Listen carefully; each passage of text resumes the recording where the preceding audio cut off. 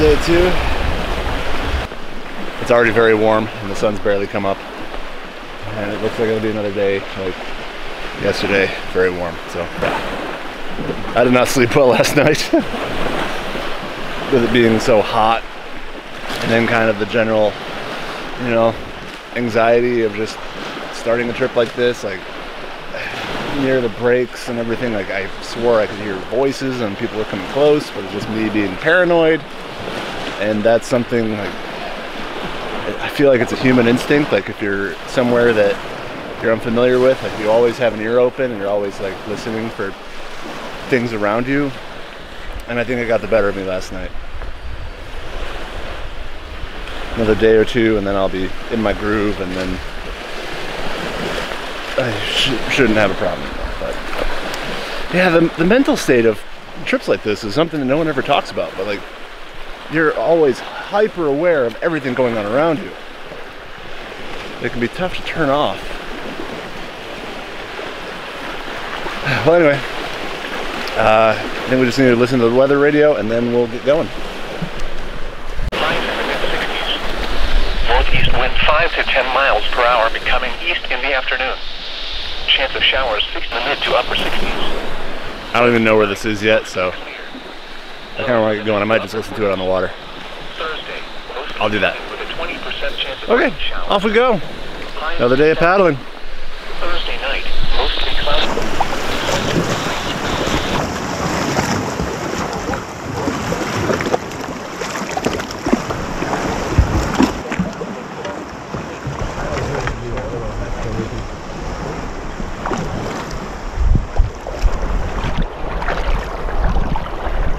We are flying.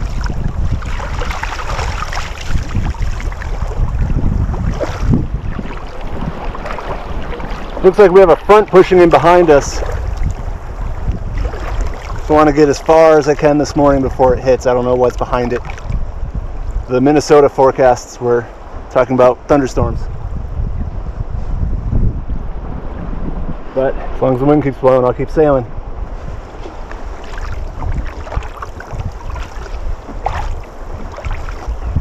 But this wind makes a huge difference. It's actually comfortable.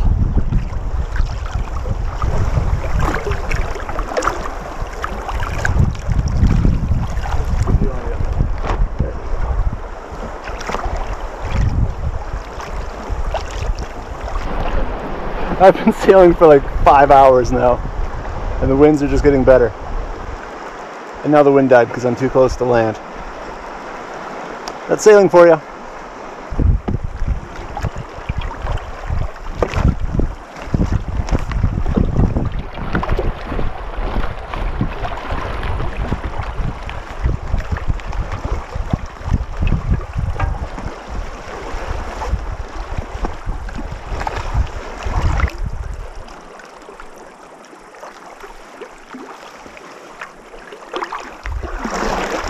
Time for some lunch. I'm very hungry. Oh, been sitting too long. I don't know how people do like 100-mile crossings. That's just too much time in the bucket. I don't get it. So that was a very quick lunch stop. I got on shore and the black flies were just so bad they were attacking my legs like crazy, and I think I might have a couple in my cockpit. Yep, I do. So yeah, that was a quick trip. The only real way to not be bitten by black flies is to cover up, and I'm paddling, so I don't want to put on my neoprene, so just stay on the water.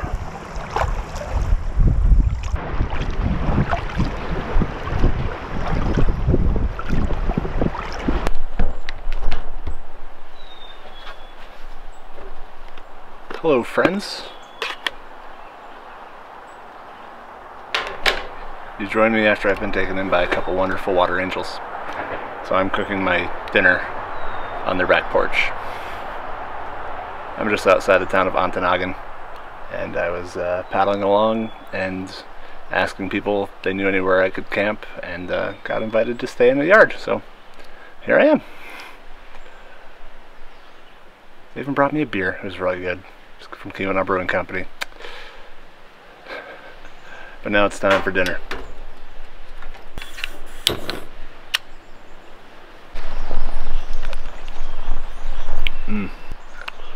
Hot bread on a paddling trip.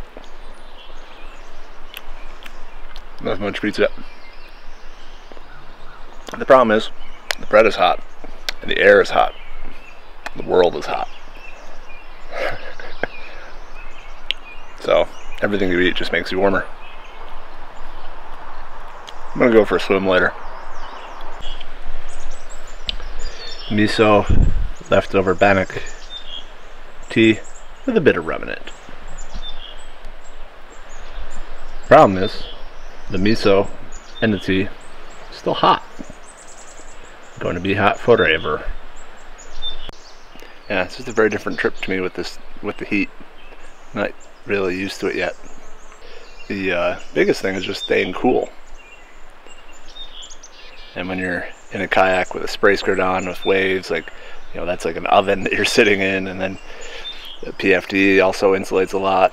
And if it's windy, then you strike the balance of, do you want to be a little bit cooler now, but run the risk of potentially getting cold if it starts to rain, or how do you manage changes in temperature like that? Because it's easy to cool down in a kayak. It's very difficult to warm back up. Water angels are the best, right? Just these people, I just was asking for if they knew a place that I could stay somewhere along shore, and they said, oh, well, paddle down this way back to our place and you can camp in our yard. People always think about the route and the camping and everything of what makes a trip like this really amazing, but it's the people you meet.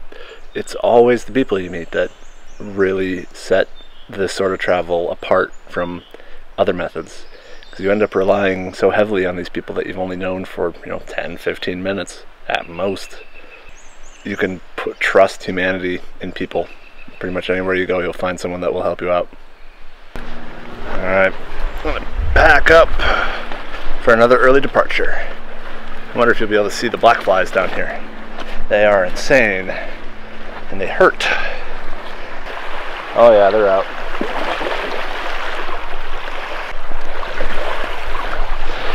Yeah, those black flies, they go for it. Like if you have exposed ankles, they just start chomping. Not very much fun. National bird of the UP.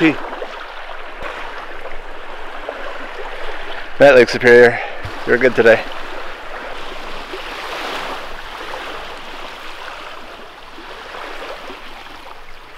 Good morning. Another early morning. 7 a.m. about to launch. The waves we picked up overnight, southwest winds. It's supposed to build and then subside today. But with the wind, first time on this trip, wearing my dry top. It's actually kind of nice.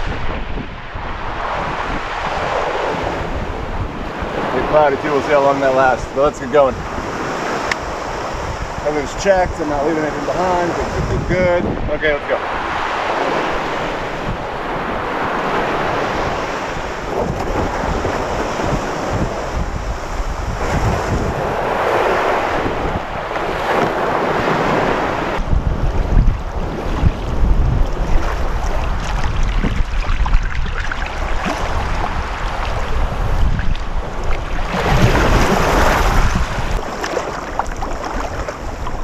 On to Noggin.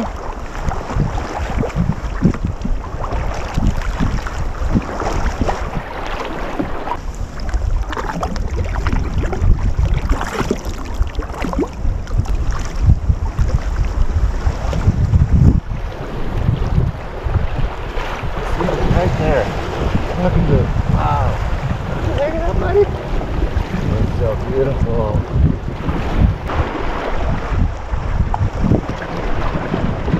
Believe it? Just hanging out there.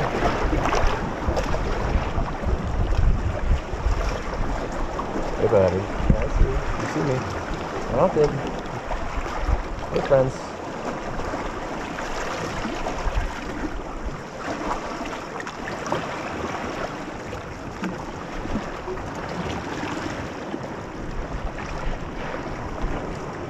They're so big.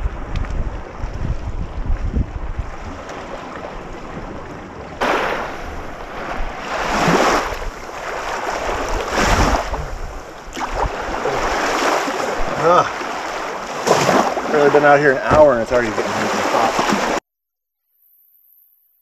Alright, back into Go Fast warm weather clothing.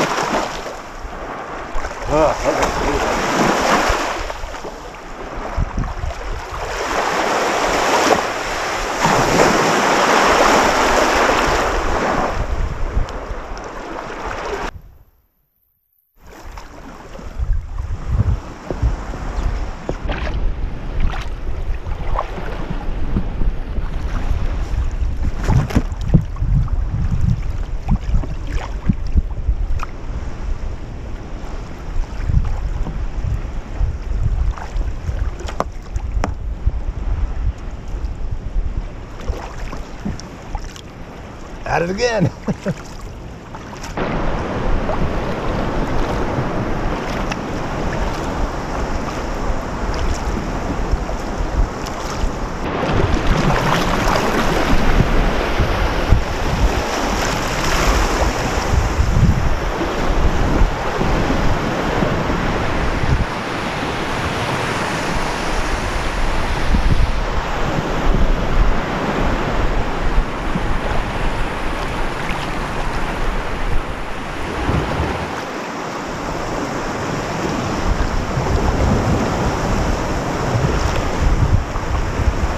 There it is.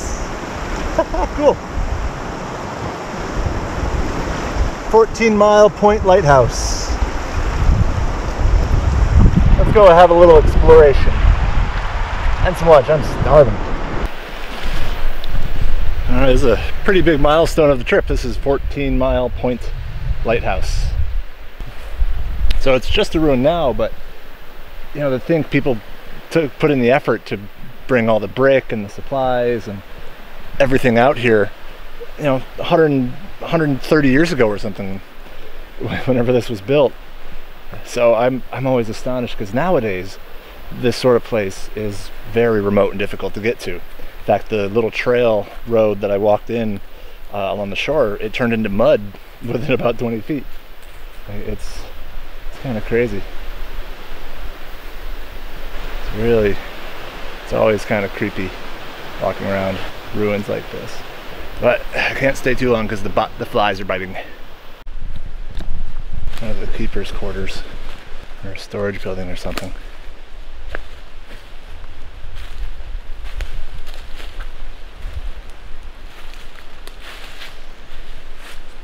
Not much left, just some graffiti. Some is old, some is not. It's always amazing to me how quickly nature will take over a place if it's left to. But you can see just the style of architecture. It would have been a gorgeous building back when it was new. And the arches and the brickwork, and it just would have been a beautiful place. Time to scarf some food and get back on the water. Got places to go.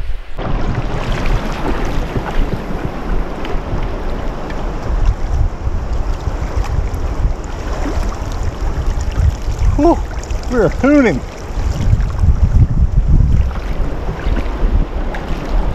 Kayak sailing is a game changer. I'm going so fast for so long.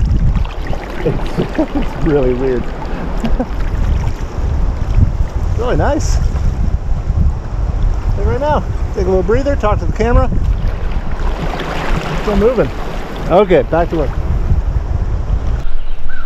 Good evening, everybody. Welcome to camp number 3? Yeah, camp number 3. This one's a little different because I'm actually in a campground, Stanton Township Park. Kind of stumbled on it. Kind of glad I did. It's nice to not have to hunt. There's a lot of houses on either side of this place. Yeah, the sun is dipping below the trees, so the site's all nice and shaded, and about to have some dinner. Alright, so first up as an appetizer, I have a quesadilla that I'm going to cook with some smoked Swiss cheese. And then I'm going to make up some pad thai and a pad thai. Quick and easy, a lot of calories. Good. Well, the stove's just about ready to go. Quesadilla is cooking. Because this thing is so hot, I have to kind of hover it. Excuse me as I eat. Quesadilla turned out really well.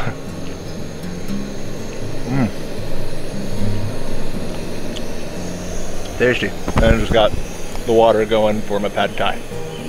It's so nice having a picnic table. I mean, I don't necessarily like camping in places like this just because you don't have any privacy and it's loud. But picnic tables, where it's at. I mean, my whole kayak has exploded onto this picnic table. It's great. I mean, it vaguely looks like pad thai, so. It doesn't really taste like pad thai, it's really sweet. I mean, it's not bad, but it's not pad thai. Yeah, could grow on me. It'll work. Pretty much all my chores are done. Everything's dry that needs to be dry. Camp is pretty much ready to pack up for nights. So I'll take you out and show you this place a little bit. And here we come, out into the daylight.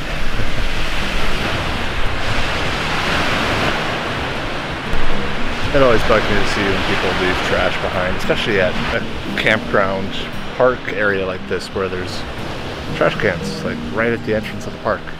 They're obvious, you barely have to get out of your car. But still, people do junk like this. And even behind my site, there's a box full of beer cans.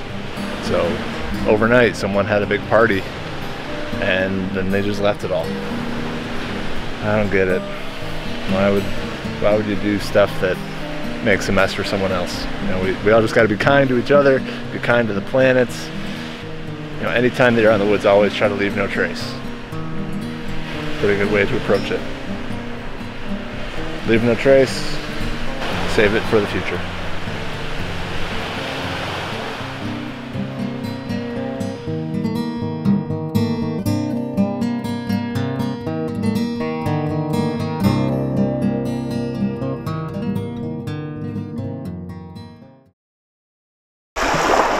Bummer. That's for sale. Damn, launches are hard when the kayak weighs 200 pounds. I'm wet all day, I don't want to be wet at night.